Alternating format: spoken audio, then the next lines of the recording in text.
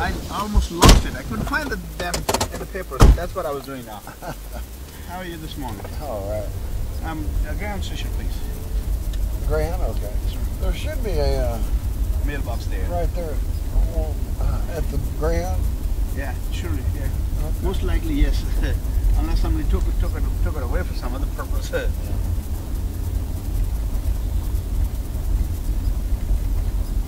So you don't just deliver buses, you deliver all kinds of vehicles? All kinds. Mostly I do the buses because they're more comfortable ride. Yeah. And usually when I come pick up the buses, which is California, we have long runs, which is also beneficial. They don't have to make many stops and travel back and forth to pick up another one. Yeah. And also, bus drivers are not as badly looked at as the truck drivers out over the road. Huh. Well, they don't bother you as much. Not as much. And slightly less legal obligations we have to meet. All right. So there are a few elements there, they make it more attractive. But some people choose not to. I'm the one I'm doing it. Okay. Do you have to keep a log? Yes. Do you? You have to keep a track of your status of duty. How many hours have you driven? Where did you start? Where did you come from? And that's the first thing they ask you. Is it? Yeah. Once they see you, driver's license or black book. Then they ask for your physical card, and then everything else after that. Yeah. You immediately grab those things, and then walk away and start checking out. Then if they need to, then they go in detail checking and Around the whole bus. Start picking out things. Yeah. Finding something that you never thought they were just. Right.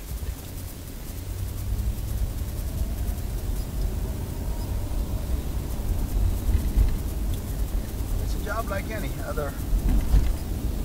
Yeah, I hate being Over the road. under the microscope. You know what I mean? Like, you're always worried about some cop behind you or some cop on the side of the road.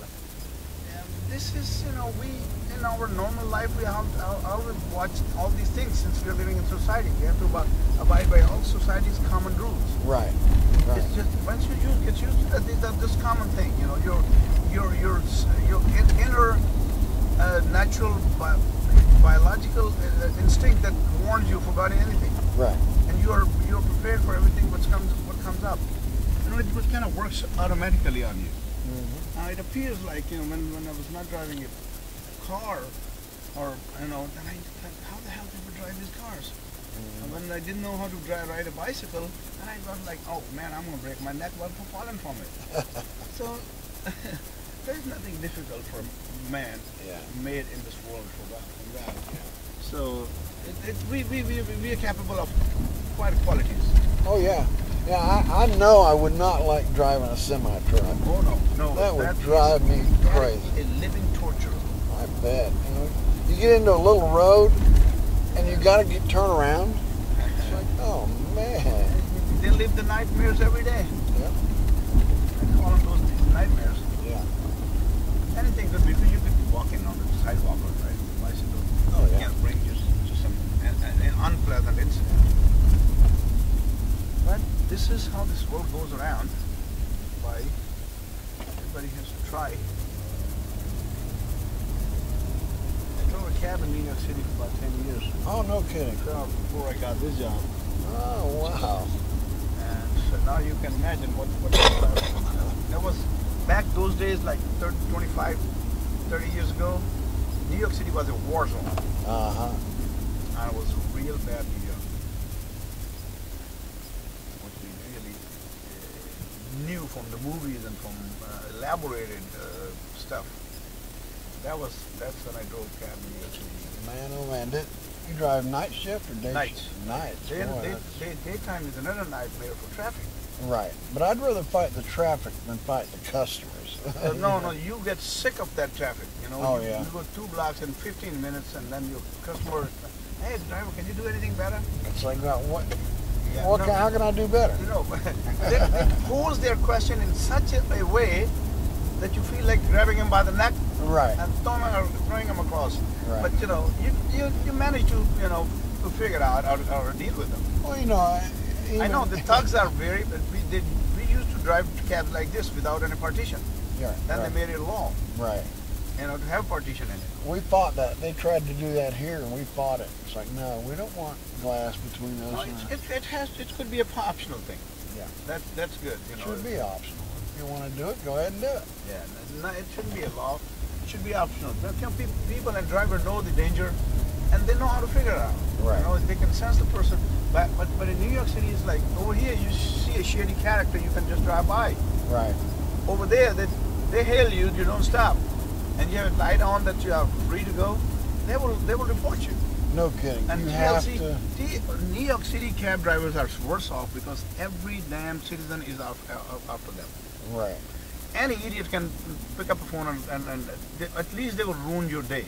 Right. And those judges and the system is blind and damn deaf for the drivers. Oh yeah. They yeah. immediately hear the complaint of the complaint, and the public, the civilians, but they have no mercy on cab drivers. That's a money-making machine, and they fine heavily.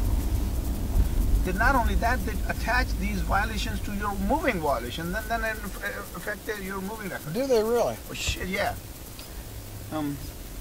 It's a very strange thing. Well, like cab drivers here, the cops don't like cab drivers here. I mean, downtown. Yeah. Out in the suburbs, they don't care. Yeah. But downtown, they do not like cabs. So it's in New York City, in any given time, there's close to 100,000 cabs running in different colors and different statuses. There are around about 100,000 cabs running all the time. Man. Now you can imagine how many cabs are working around the clock. Oh yeah. So that's a big industry, and it took them, it's about 25 years ago, they realized that this is a very good money-making agency. Then they brought the license renewal fees, the cab registering fees, this fee and that fee, and then they regulated it.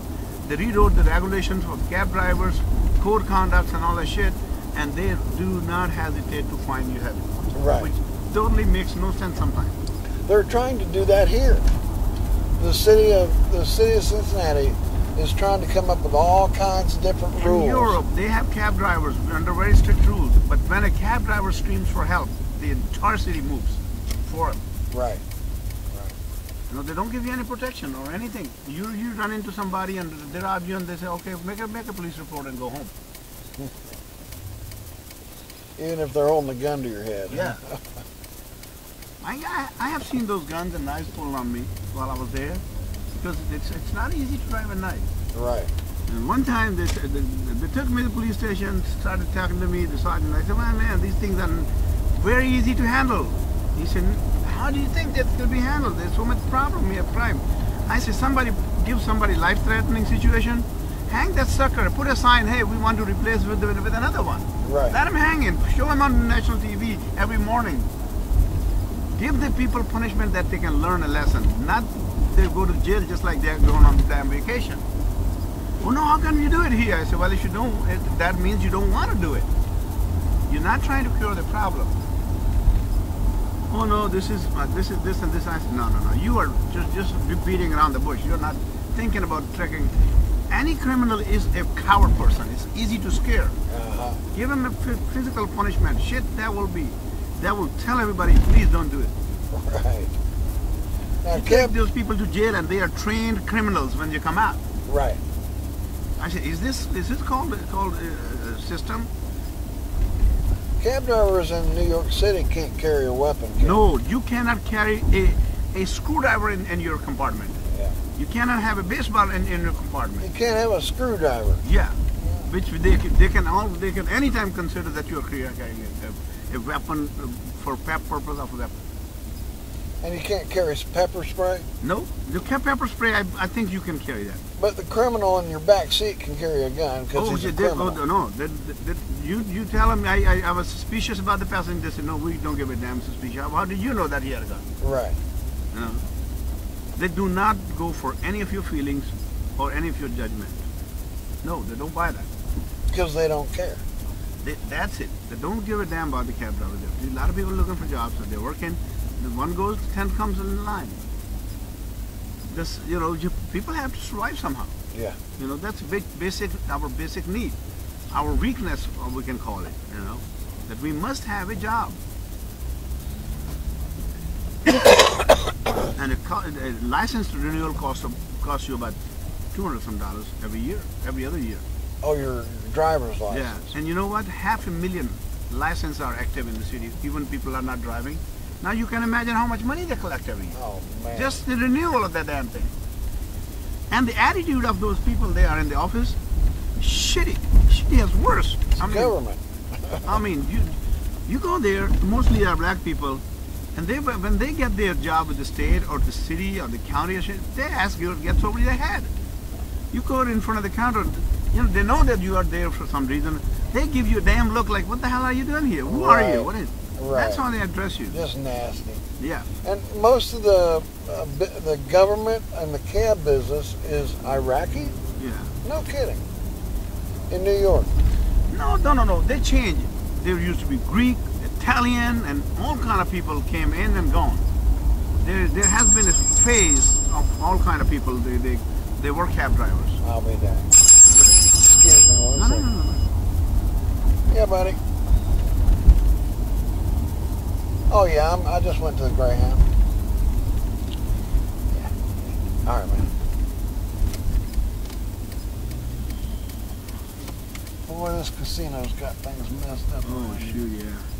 Yeah, there've been people from Russians, Italians, Greek, and all kind of people. They have their own cycle. It came in and gone, and then Bangladesh and India and all that.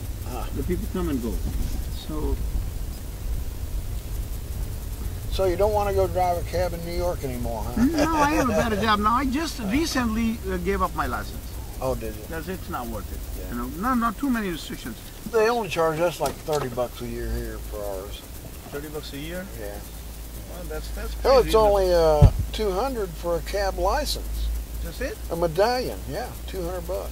You want to know what medallion costs in New York City? You know, $250. $750,000. $750,000. Wow. Sir, here. Thank you very much. Oh, thank you, man. Taking a minute to take the stuff out.